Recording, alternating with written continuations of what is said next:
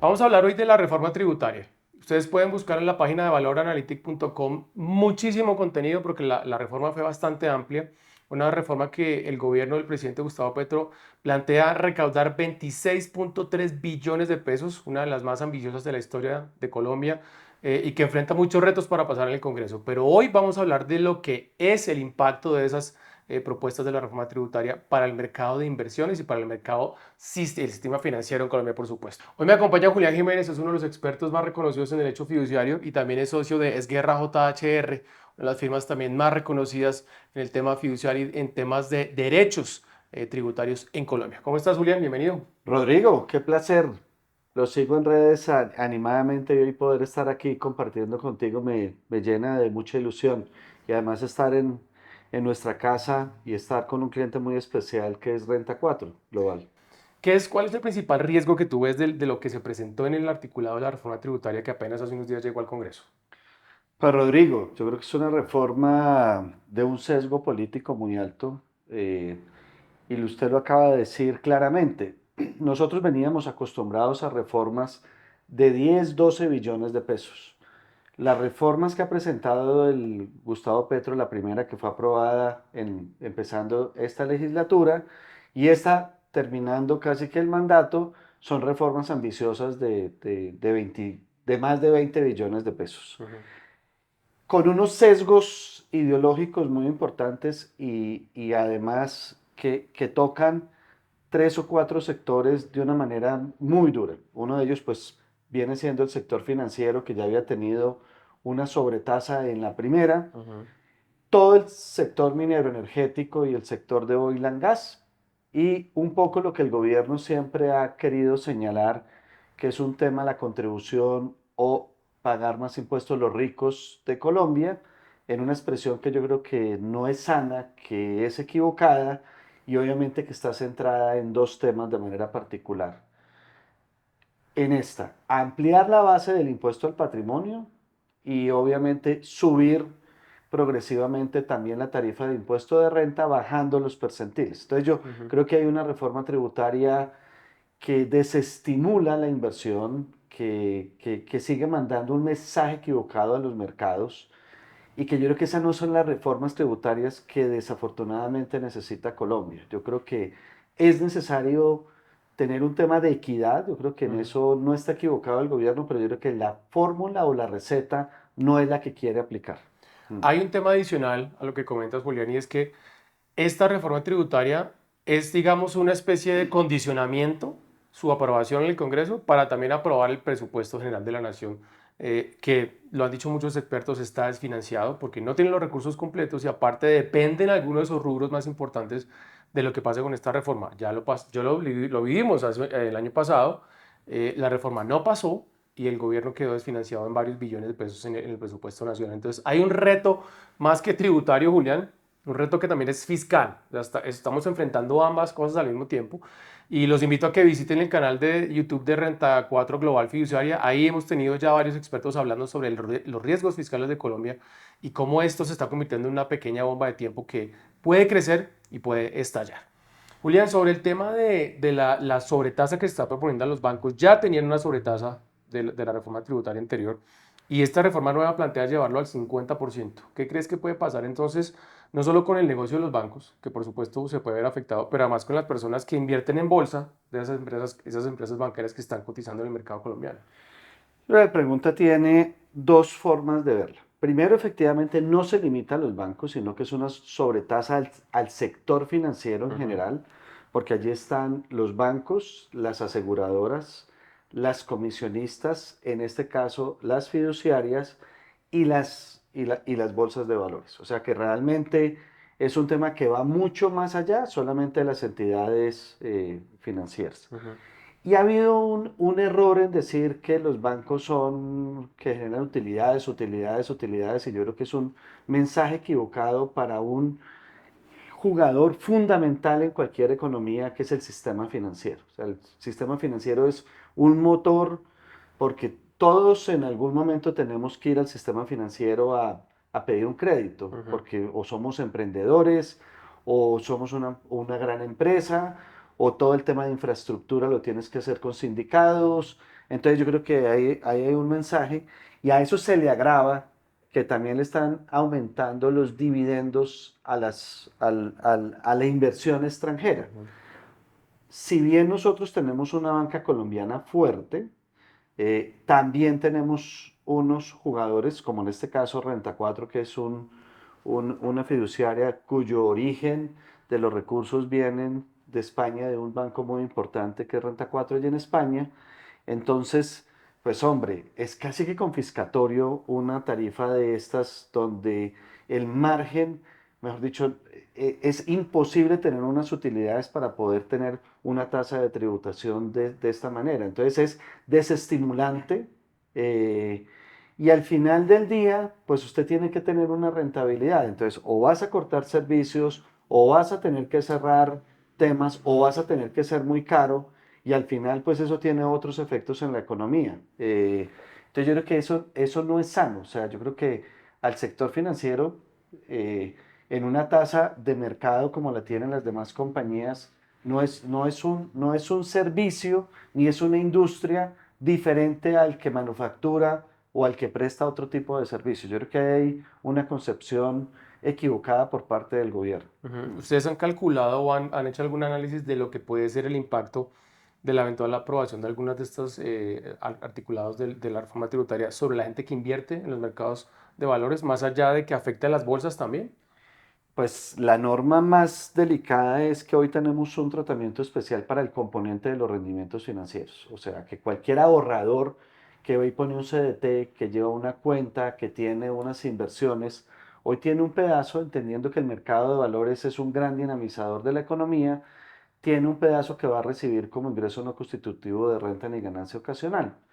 Y esta reforma está derogando ese tratamiento y está agravando el componente de los rendimientos financieros, que es también entender la fluctuación de los mercados. Entonces yo creo que ese también es un mensaje ya no para las entidades, sino para cada uno de nosotros como inversionistas. Ujú. Eh, y cuando utilizo la expresión inversionistas, no quiero decir las personas que tienen los grandes capitales, sino a que la persona que va y abre un CDT porque recibió un tema adicional o porque tiene unos ahorros para prevenir cualquier tipo de cosas o porque tiene una cuenta de ahorros y que tiene un tema.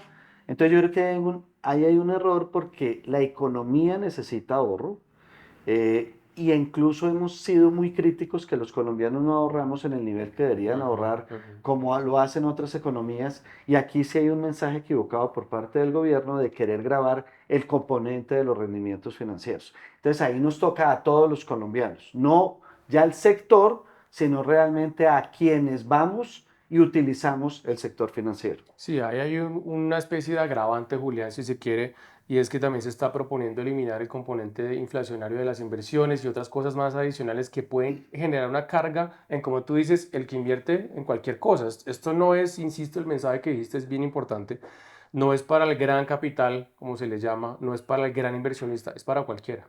El que quiera abrir un CDT, que es el instrumento de ahorro más sencillo que hay en el mercado hoy en día, va a tener o va a perder ese beneficio. Entonces, ahí hay como una dicotomía en queremos abrir el mundo de las inversiones, pero le ponemos más restricciones, eso como que no cuadra mucho.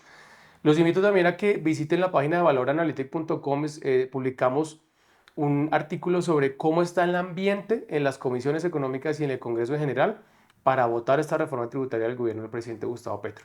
Ahí analizamos cómo se están moviendo las fuerzas políticas, qué tanta opción puede ser aprobado sí o no. Los invito a que lo visiten, es muy ilustrativo de lo que puede pasar en el Congreso. Julián, entonces hay otro punto importante, se está bajando el umbral y se están haciendo algunos requerimientos adicionales para que la gente pague el impuesto al patrimonio, que ya lleva unos años con nosotros. ¿Cómo lo ven ustedes? ¿Qué tanto afectaría eso? Que el que tiene el patrimonio diga, bueno, ¿sabe qué? Yo prefiero llevármelo a otro sitio donde me paguen, me cobren menos, tengo algún incentivo tributario. ¿Cómo lo han revisado ustedes? No, yo creo que eso es un tema nefasto. Desafortunadamente, la Corte Constitucional ya había hecho un análisis previo de la norma y declaró la exequibilidad, pero realmente hay una doble imposición, porque para llegar al patrimonio yo ya había pagado la renta cuando efectivamente hice ese dinero. Y entonces ahí me tomo un tema que es digamos, hay una dicotomía. Los grandes capitales o las grandes fortunas pues tienen unas estructuras para poder hacer sus inversiones. Y seguramente ellos ya tienen, producto de sus estructuras y utilizar todos los instrumentos en materia tributaria que existen, los tratados de no doble imposición pueden estar. Pero acá hay un nuevo agravante para la clase media. O sea, es que un patrimonio de 2.000 millones de pesos está representado en un apartamento ubicado o en dos apartamentos y una casa de segunda vivienda de recreo, pues yo ya voy a estar sujeto al impuesto al patrimonio. Ujú.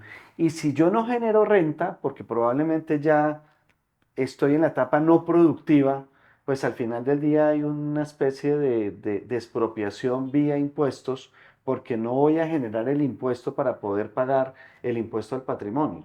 Pero he pagado también renta, entonces vuelvo y repito, ahí hay una doble imposición y fue muy desafortunadamente la posición de la Corte, que no fue unánime en su momento de declarar la exequibilidad del impuesto al patrimonio. Yo creo que ese es un punto que sería que en su momento toca volverlo a revisar, pero lo vemos con preocupación. Y el umbral de 2.000 millones de pesos realmente, insisto, 2.000 millones de pesos están representados en un apartamento o en dos apartamentos y eventualmente una casa de recreo Ujú. y un par de carros. Y eso pues, realmente no es una verdadera riqueza, eso es lo que se construyó fruto del trabajo durante muchos años Ujú. y cuando usted también entra ya en un momento de la vida, sus ingresos van a bajar y entonces ahí casi que vas a perder el tema vía impuestos. No no lo veo sano.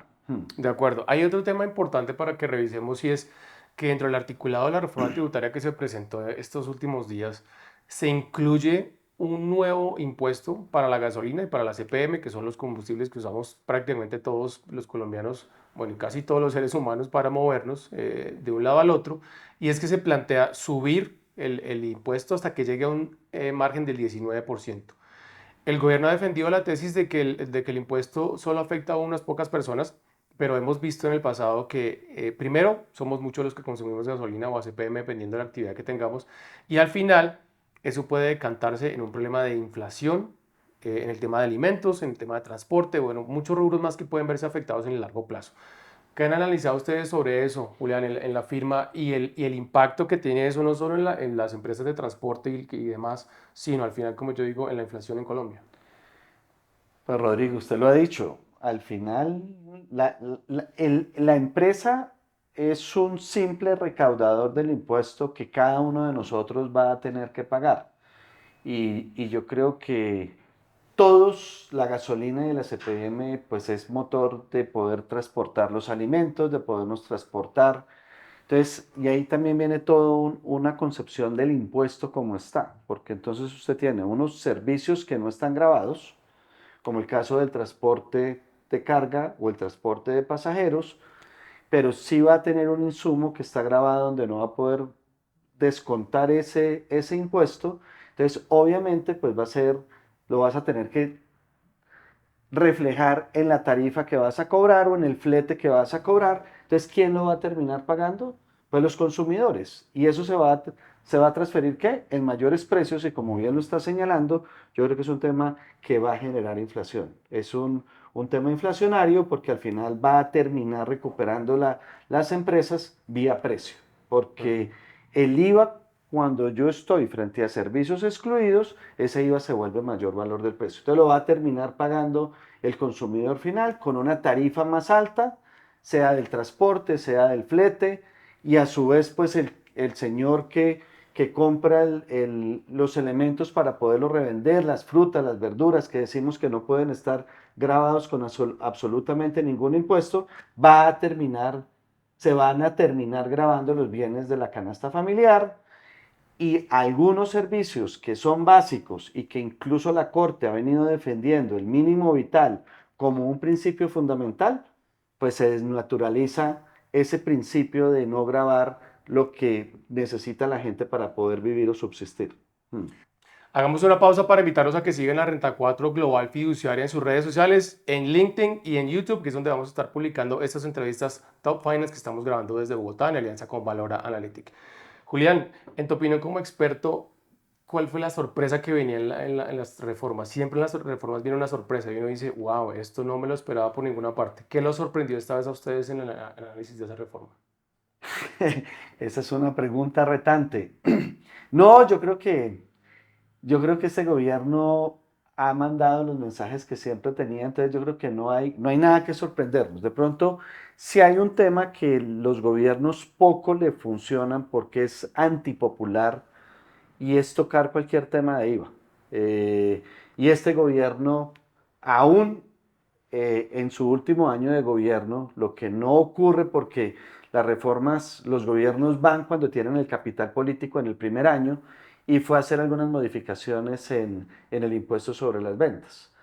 Básicamente, como bien lo hemos venido escuchando en los medios, pues grabar con IVA al 19% eh, todos los híbridos que venían en un tema, además, en un contrasentido, porque el gobierno ha dicho siempre que está en pro de todo el tema de la transición eléctrica y a su vez modificar el IVA de los vehículos de alta gama, subiéndolos del 16 al 19, quedando un combinado y una tarifa del 38%.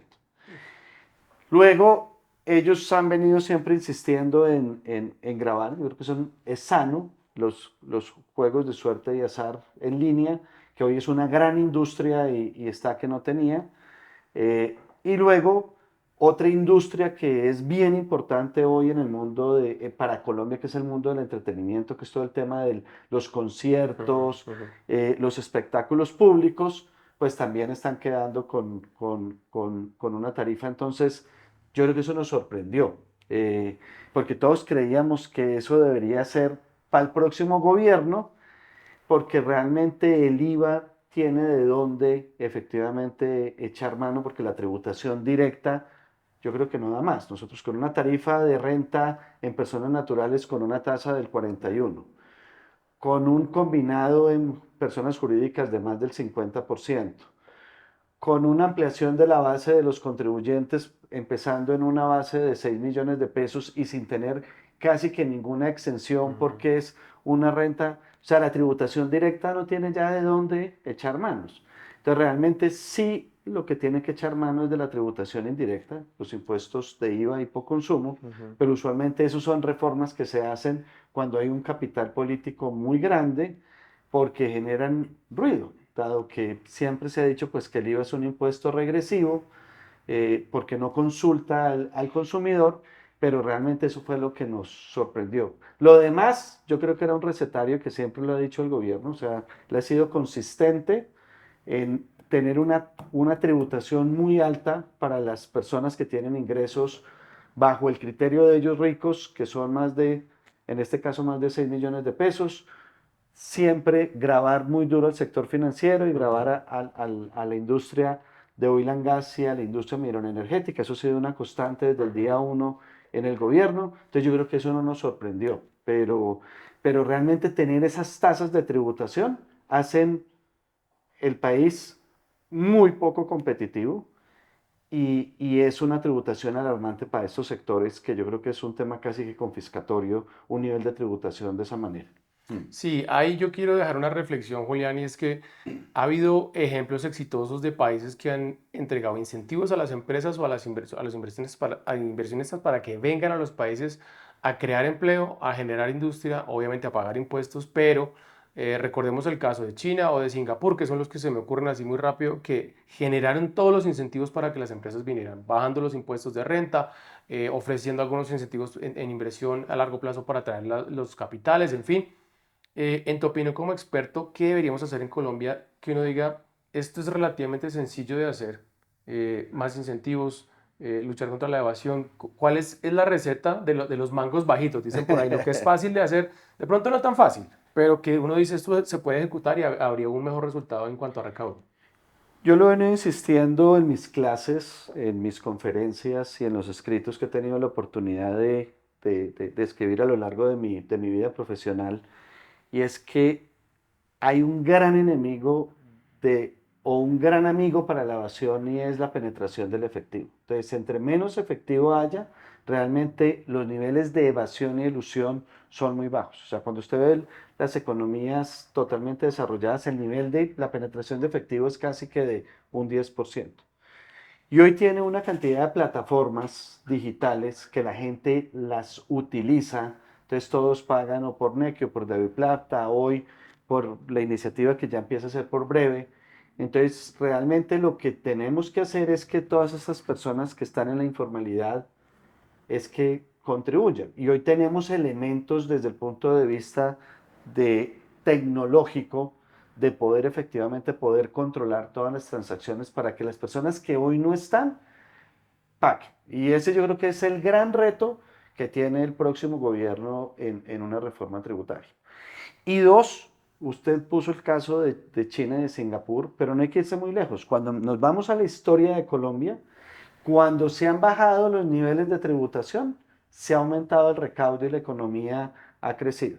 Entonces, hoy realmente hay un mensaje muy nefasto para la inversión extranjera, donde somos un país que está saliendo del marco de los inversionistas extranjeros por los niveles de tributación que tenemos y los países lo que hacen es volverse un país más competitivo. O sea, que el próximo gobierno tiene que volver la economía más competitiva, porque como crecemos y Colombia es una gran joya, Colombia es una joya y un secreto muy bien guardado.